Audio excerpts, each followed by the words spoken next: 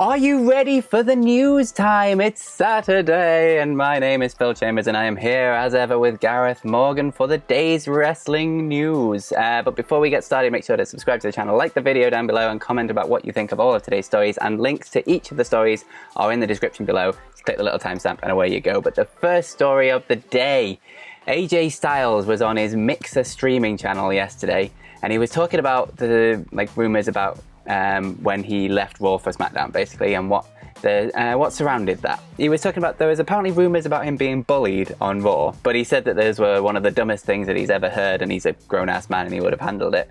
But then he was speaking more interestingly about the rumor that he was upset about Paul Heyman and the fact that he sort of didn't go to bat with for Gallows and Anderson, obviously before they got released from the company. And he said that that's not what it was at all. And I'll give you the full quote that he did here because it's kind of interesting. He just says, "I'll give you a snippet of what me, Gallows and Anderson already know. Paul Heyman is a liar.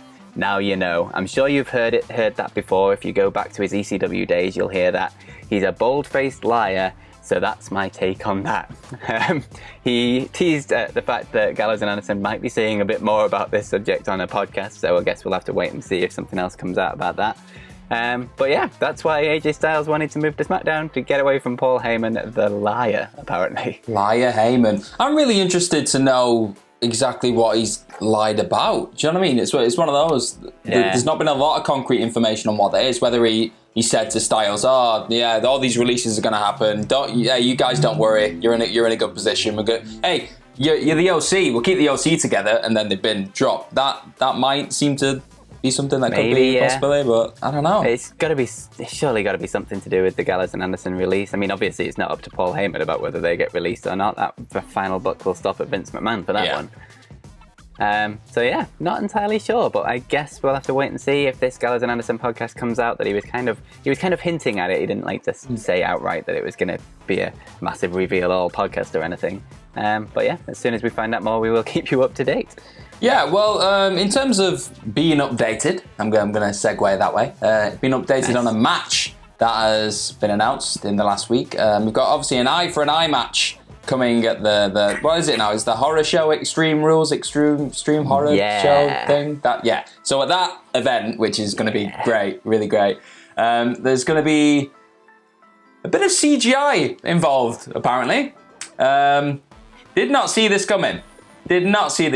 I'll give you the full quote before we have a real good chat about it. But Dave Meltzer was speaking in the Wrestling Observer newsletter. He said, besides the Bray Wyatt versus Braun Strowman non-title match billed as a fight at the Swamp, the plan right now is also to take the Eye for an Eye match with Rey Mysterio versus Seth Rollins. They are billing the match as one that can only end when one person pulls the other's eye out. The idea is to do a taped match and use some form of CGI effects to simulate an eye being pulled out as the finish. Oh my goodness. I mean... What a world. But I feel like most of us, ridiculously, were thinking, they're probably going to pull off some prosthetic thing. I don't know, just have like a weird eye, like a googly eye or something. But no, they're going to go full Kill Bill with it, apparently. Apparently, it's just... I can't, but this has come so out of left field. Like, going into probably the week before, everyone was just sat there going, this Swamp match is gonna be ridiculous, but I don't know, it could be something awesome. That was the big highlight spot, really, on this event. Yeah. And now this match has just come and... I'm lost for words with this match right now. I'm in shock. How do you manage to take emphasis away from a swamp fight?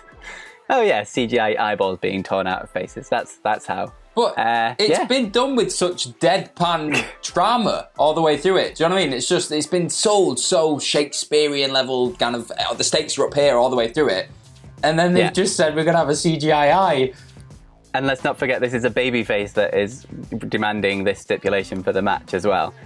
And what are they going to do after this? Like, once you've got the eye out, then that means one of them has to go around without an eye for the rest of their career until they maybe get some kind of prosthetic eye, but then maybe they have to wear like contact lenses that I don't know. I don't know.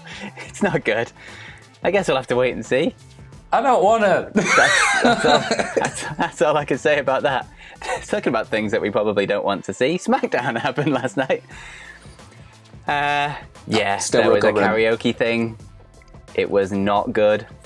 I guess that, it wasn't a good show last night. I guess the main takeaway, I'm going to go with this, is Jeff Hardy was on Miz TV with Miz and Morrison, and they were basically just using the whole 10 minutes to relentlessly mock him about being an alcoholic and a drug addict.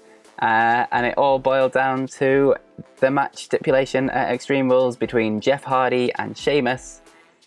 It's going to be a bar fight. Subtlety. So that Hardy can fight in a handicap match against both Sheamus and his demons. The worst part about this was when John Morrison literally sat there and pitched it to Jeff Hardy. Like, you imagine Vince McMahon pitched it to Jeff Hardy. Yeah. Like, you're going to love it, pal. It's going to be you fighting Sheamus, and you're actually going to be fighting your demons, too. It was just, oh, no. So bad. So, subtlety is, well, it's not been the forefront of this feud at all. They're just going all in on this. It's definitely not really what I want to be watching on my wrestling. But there it is. We're going to get a bar fight along with an eye for an eye match and a swamp fight. This is shaping What up. a pay-per-view. It is. It's shaping up to be the most memeable pay-per-view ever, isn't it? Yeah. Really. Also, the New Day got put through a table at the end, so I'm going to take a wild guess and say there's a tables match coming up as well. I don't know. I mean, what other stipulations have they got at this point? I think apart from those ones, I don't think the McIntyre Ziggler one's going yet. No, Ziggler's going to decide on the night or something for that one, isn't he? Cross and Bailey's not yet. No, I don't think either of the women's ones Yeah. do. No, I don't think so. I think that's it. Well, I mean, what more do you need? Eye for an eye swamp fight and a bar fight. oh, they'll think of something. But yeah, speaking of things that are about to happen very soon, we've obviously got Monday Night Raw. That's on Monday. We've got a couple of grudge matches that have been announced for that. So we've got... I don't know why this one is a grudge match, but yeah, we'll just go with it. Randy Orton versus R-Truth in a non-title match, because Randy just isn't interested in winning the 24/7 championship. Yeah, why would he? Shock.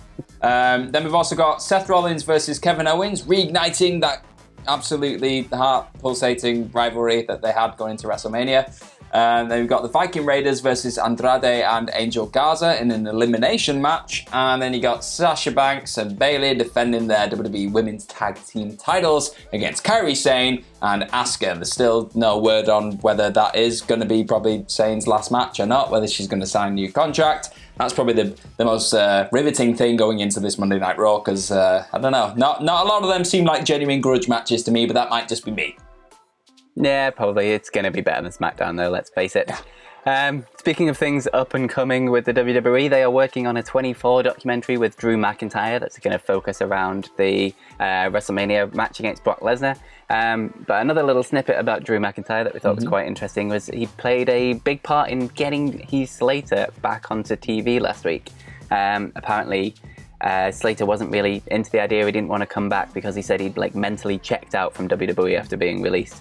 And he didn't want to sort of be caught in a position where he was just moving backwards. He wanted to sort of look forwards about what's into his future. So Drew apparently rang him up. He'd spoken to his wife beforehand, and she kind of reminded him about how he felt when he left, and he was like, oh yeah, he feels the same way. So he gave Heath a ring, and he basically told him that the first thing that Drew did when he got out of WWE was go to ICW, and he cut that massive promo, and he caused a buzz because he came back in a big way as himself, and this projecting what he's going to be going forwards, just a sort of version of just Drew Galloway but turned up a notch. And he basically said to Heath that why don't you just do that but on Raw? This is a much wider platform. McIntyre managed to cause a buzz on a tiny little indie show in Scotland, whereas Heath Slater could show it in front of the world basically. So that's why he came out. He was himself more. He obviously showed that he'd been working out. He was a bit jacked. And yeah, he managed to turn him around onto doing it. Drew also was talking about how a lot of people have said that criticised the angle in general because he's put a top babyface in a sort of bad position where he's been showing that he's not really a good friend, and he has issues, basically. And apparently Drew, he wanted to put this side of his character out there because the way he saw it, like in front of a live crowd or anything, he would have been like booed out of the building for being like that much of an asshole, basically. But in this sort of world that we're in, with like no real fans in the audience, obviously, he thought that he could portray a sort of flawed character that is a much sort of closer version of himself. He's not being the sort of John Cena, massive Superman top babyface. He's not being the kind of untouchable Roman Reigns. He's just being Drew Galloway. And that comes with the flaws that is Drew Galloway. And I think that's like allows them to tell much sort of more nuanced and layered stories going forwards. And it's actually kind of a brave move from Drew as well, showing that he can be that top babyface, but he's also human at the same time. And just as like everything you see about Drew McIntyre now, that is the Drew Galloway that I knew from WCPW.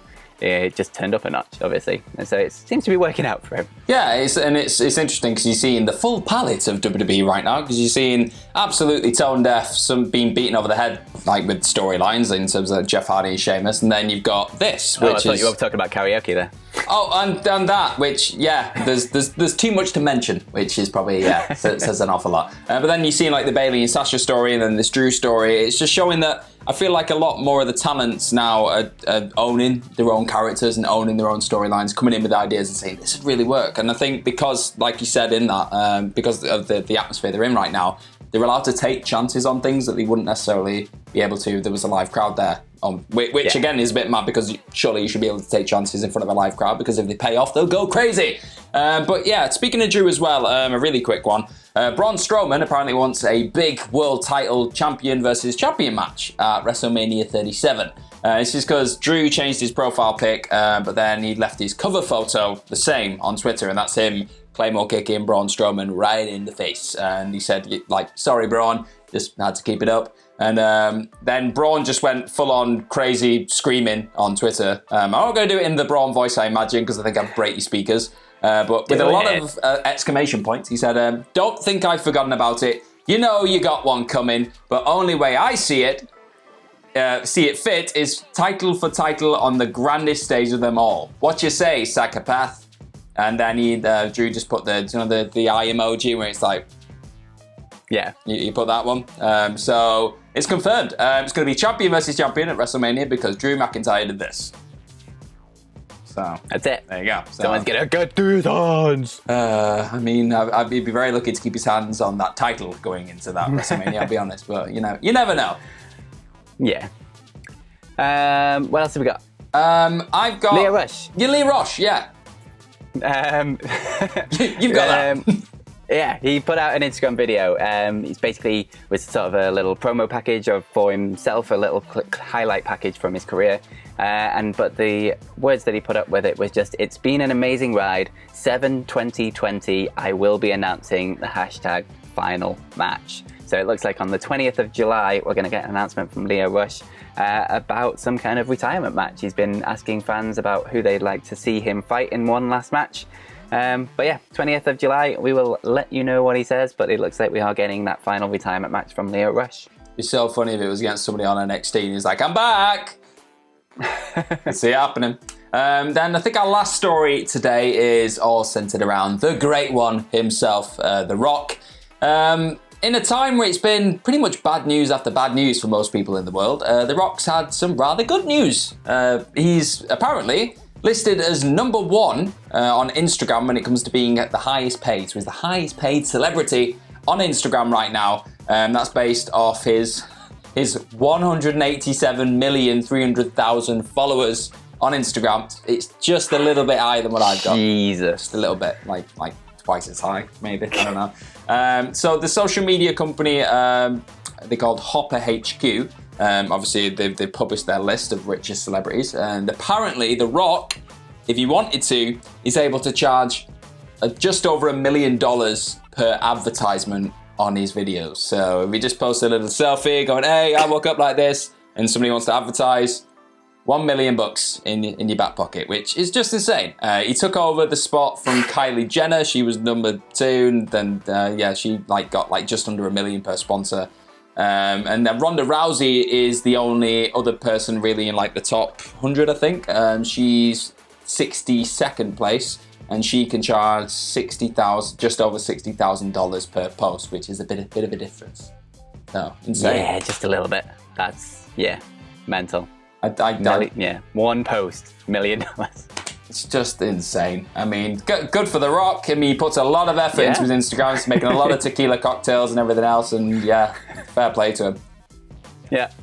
I wonder how much I'd get for my 1,000 followers. 50p, maybe. Hey, 50p more than you had. You know what I mean? Where it is. And that's it. If you want to go follow me on Instagram, at From My Chambers. I doubt I'm going to get up to work levels. But dream big. Thank you very much for joining us. I have been Phil Chambers, and you can follow me on Instagram or Twitter at Phil My Chambers, and you can follow Gareth. I'm going to do my Twitter one because my Instagram one's embarrassing. My Twitter's gmorgan04. I want to know what your Instagram one is now. Gareth Morgram. Hey! Love a pun. Love it. And on that note, you can follow everyone at WhatCulture at WhatCultureWWE. Make sure that you subscribe to the channel down below and comment what you thought of all of today's stories. But most importantly, go and have yourselves a bloody good day. Goodbye. See you later.